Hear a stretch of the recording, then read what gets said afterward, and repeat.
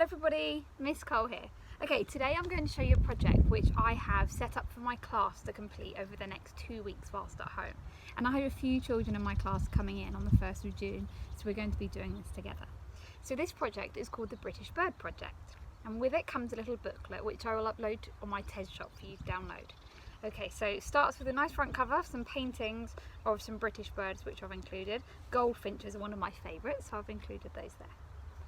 Okay, so the first page kind of introduces you to the project, and it tells you that whilst birds are one of the most beautiful parts of British wildlife, we actually don't know, well I don't know that many. I thought I knew quite a lot of different birds. I'd say I could name probably 20 or 30 species of British birds. But when I researched it, there are actually 620 different species of birds in Britain. So I thought, oh my goodness, what better opportunity to spend this extra little bit of time at home to go bird watching, identify some new birds and make our own field guide. Okay, so what a field guide is it's an information text about either different birds, different flowers, okay, different aspects of nature, but we're going to be making one about birds. And here's a really nice example of one from the National Trust, which is a children's guide to over 100 different birds. And it looks like this. So you have lots and lots of different birds with a description where you might find them, what they do, what they eat, when you might find them, okay? So it's a really, really nice book. Okay, so the beginning of my book tells you how to improve your fieldcraft. And what fieldcraft is, I've got a little definition here, is fieldcraft is the techniques involved in science observations, for example bird watching. So how can we get better at bird watching? So I've given you a few secrets to success here to make it even better. For example, you may want to use some binoculars so you can see them close up. You might want to make some bird feeders. So as you can see, I've got some bird feeders behind, and since having those set up, I've noticed so many more birds coming into the garden, but actually some new birds as well which haven't yet been in the garden. One of them is filled with just sunflowers, and that's because my granddad, who absolutely loves British birds, said that goldfinches really like sunflowers, and I love goldfinches. So since putting that up, I've noticed some more goldfinches in our garden eating from the bird feeders. So you may want to think about which type of seeds you want to have in your bird feeders.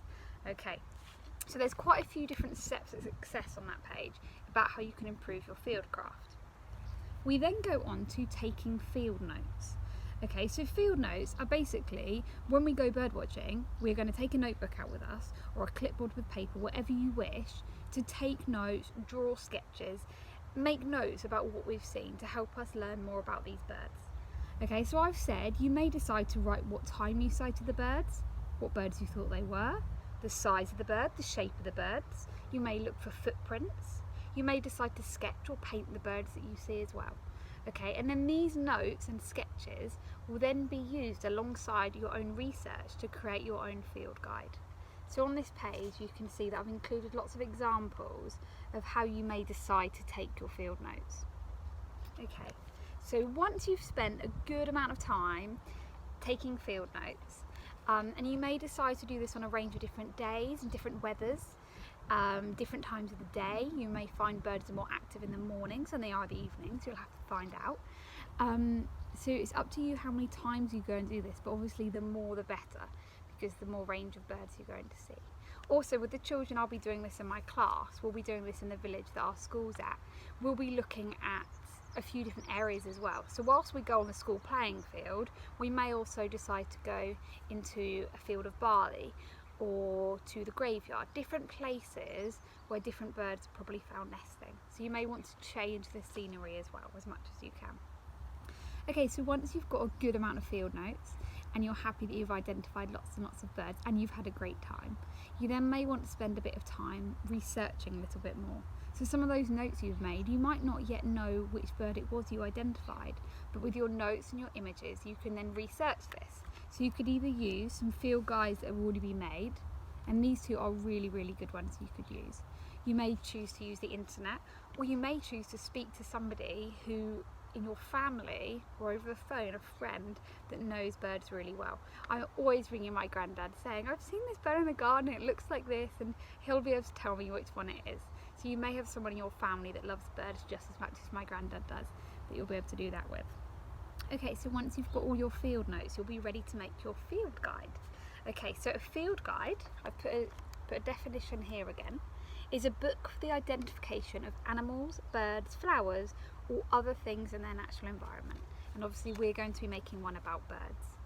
Okay, so you can choose how to lay your field guide out. And I've put a few examples on here. Okay, you may decide to choose to do a booklet. You may choose to do a pamphlet or a poster. And will you include, so I've put a few questions here to think about. Will you include only the birds you've seen, or will you include birds that you're yet to see, ones that you really want to see? Okay, there's lots of examples here. So some of them have got diagrams on, some have maps, so whereabouts in Britain you may find them. We've got some nice facts under flaps here, which I can show you in the book, some beautiful illustrations. Some are more simple, some are more detailed, so it's up to you how you decide to lay yours out. Okay, so I've also got this book, which inspired me a little bit. This is called The Birdhouse, and it's a book of nature, and it's called A Lift the Flap Book of Discovery. So this is quite different to our other field guides that we've seen, because it's really focused on the illustrations and the images, and then there's lots of lovely facts hidden under these flaps as well, to make it a really interactive book. So you may decide that you want to style your field guide more like this. Okay, and that is absolutely fine, I do not mind. Okay, so if you'd like to have a copy of the British Bird Project booklet yourselves, you need to go on my TES website, okay? So go on www.tes.com and then search on my shop, which is called Zoe Cole 1993. And then on there you'll be able to find an A3 printout of the booklet, and I'm now going to show you how you turn that into the booklet. Okay, so if I just turn this down a little bit. So you lay it out on the table and you need to fold it in half this way. Okay, you then need to fold this one back to the centre, and then you need to turn it over and do the same on the other side. Okay, you will then have your sheet in an M shape. You then need to open it out and fold it this way. So you then have a halfway crease down the long side as well. Okay, so you then open it back up and fold it back in half as you would kind of a greeting card. And then with some scissors,